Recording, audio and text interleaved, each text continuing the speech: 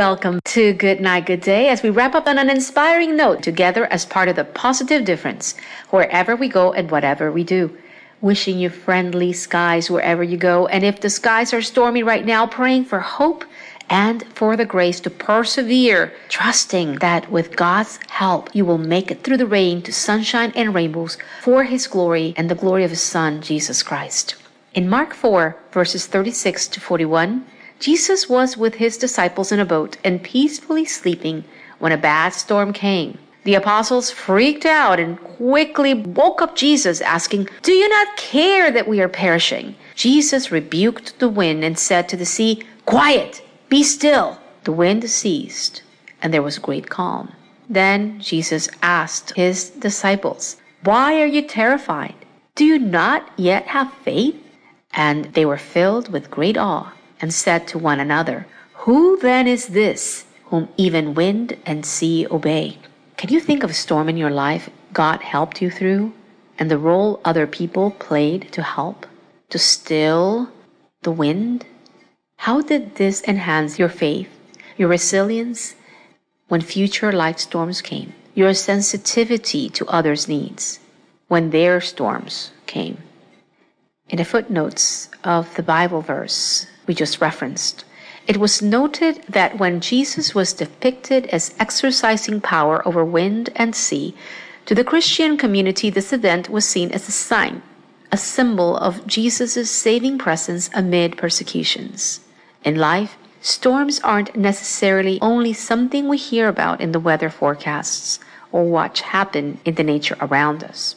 When my already tough move between cities, upon deciding to leave my work, my band, my parish, my home, to move elsewhere, to start working fully in ministry, got tougher. Between commuting between two cities 4+ hours apart, to people and trucks not showing up, and Hurricane Wilma striking in the middle of all that, leaving me stuck in my soon-to-be former location a bit longer than expected while trying to get back to what would be my new home so I could get back to the work that was about to begin, life became a bit of a storm.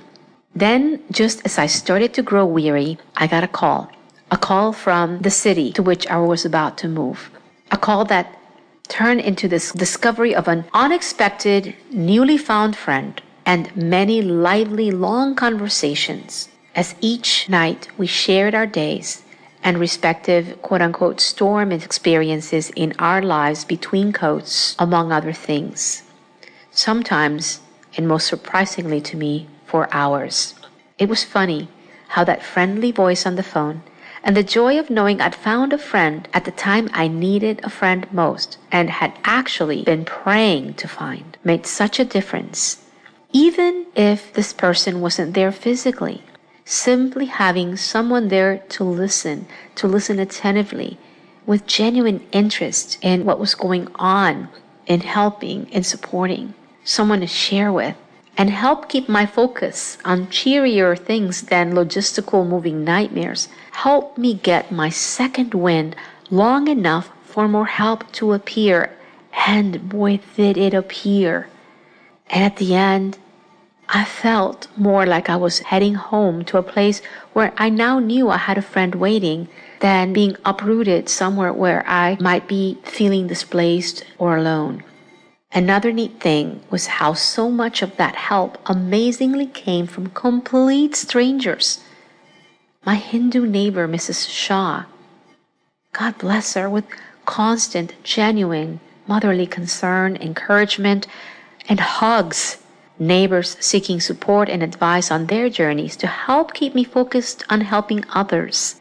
The girls at the leasing office who decided to buy and help me sell some of my decor inventory to help me raise some of the lease cancellation penalty money. The prayers and support of others, including friends and family who wished they could be there but couldn't, and yet were such a huge blessing just with their prayers, which, as we know, are so powerful and uplifting.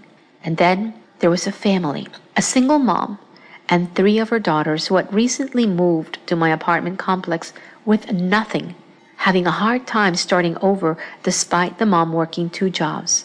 And I mean nothing, not even furniture, not even beds. And what this family did not know was that they were literally an answer to a special prayer of my heart when the moving truck did not show up. And I was sitting in a sea of stuff. I was on the phone with Doris, God bless her soul, a dear friend who has since gone to the Lord. And I was just sharing my heart with her. And asking her for prayers. And as we talked and I shared and we prayed, and I looked around me, almost in desperation, huge calm came over me. And I paused and I said, wait a minute, Doris. The moving truck didn't show up because it wasn't meant to show up. This friend who had promised they were going to help me pick up the stuff did not stand me up exactly. God allowed this because someone else needs this. I'm meant to give this stuff away. There is a family. There is a family that needs what I have. And God wants me to travel light. What we need to pray for is that God leads me to that family. Wow. And then I actually literally went to the leasing office at my apartment complex. And I told them exactly that. And the ladies at the leasing office said, wait a minute. And they're talking among themselves, how about apartment so-and-so? How about, and the names of the people? They said, Marta, we have new tenants. And they told me the story of the single mom moving. She was escaping a situation of domestic abuse, etc., etc. All of this they shared with me then. And so they connected me with this family. And I went and knocked on their door. And the meeting was amazing. And the family was so grateful. And I tell you, it was the children, when they walked into my room and they saw my big king-size bed, which had been given to me by someone, because this was not the first time I gave away my things, because I've moved around a lot. And the last couple of big moves, it would be something similar. Actually, this is a replay of a similar story. Somebody needs my stuff, help me find a person. That family would appear. They would pick up my stuff. I would start from scratch. Then it was time to have another apartment. And lo and behold, the furniture would appear. And on and on. So that was really cool because the kids came and they started crying. Oh my gosh, this stuff is so beautiful. Our apartment will actually finally feel like a home. The kids started to jump on my bed. Oh my gosh, we're gonna get a bed. And it was just a day of joy. It was just such a celebration. And in their gratitude, they helped me nonstop from that moment on until we got it done, turning this into one of the most productive and amazing times of my life. And this ye of little faith in me that was starting to stress out in that sea of stuff that I wasn't sure what I was going to do with, in awe of the grace of God and how He makes these connections and how everything is for a purpose. So I went from, I can't believe I'm this far behind schedule, to, wow, you do provide. And so as I put my keys on the ignition to finally drive back to what now felt like home, thanks to that friend, a thought immediately came. What schedule? Whose schedule? In the delay, I found out my tires were far worse off than I thought.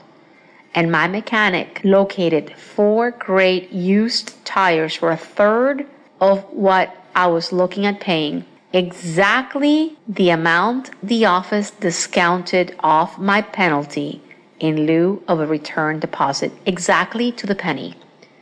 Wow. And if I had left any sooner, I may not have realized how bad those tires were. And this was a 4+ hour drive I was about to embark on. So, not just that everything got done and that everything fit perfectly, but that the Lord protected me. And so when the campus ministry job offer that I was heading to this new city to embrace came along with the thought and prayer that God might want me to donate my furniture to a family, My first thought was it would be a storm survivor family. And so my first thing before I located this family, I set out to find Katrina survivors because Hurricane Katrina had just hit. But I could never get far enough with that until that family came into the picture at the 0 hour, not from New Orleans, but from New Hampshire. And yet still a storm survivor family, a different kind of storm. A mom escaping domestic violence with her 2 little ones.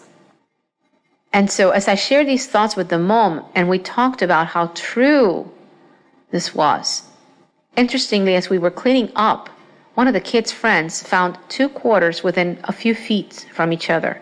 One was from New Hampshire, the other from Louisiana. Coincidence? Or perhaps another reminder?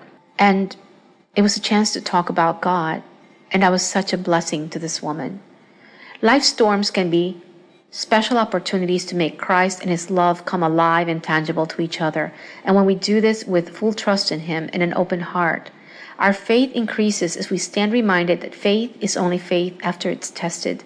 Only when faith is stretched, we grow in it, which in the same way, only when we give and receive God's love can we fully experience it.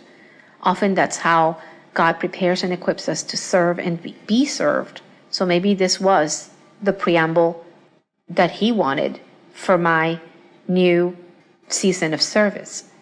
And He prepares us to love and to be loved. In this giving and receiving, we come closer to truly experiencing God's boundless love, hope, and grace in ways that bless. I guess in a way one could say we are God's rainbows. We are God's sunshine, often potentially brightest and most colorful just after it rains. And so, after the storm, what can we do to help one another? Here's the thing. It is very important, this is not to minimize, that we have brothers and sisters in dire need, and we need to help them. This is only to also allow these moments to remind us, not just to help these brothers and sisters in dire need, which we must and we will, but to not lose sight of our brothers and sisters in our midst, in our families, in our parishes, in our neighborhoods, who are experiencing turbulence, sometimes major turbulence, but don't know how to reach out.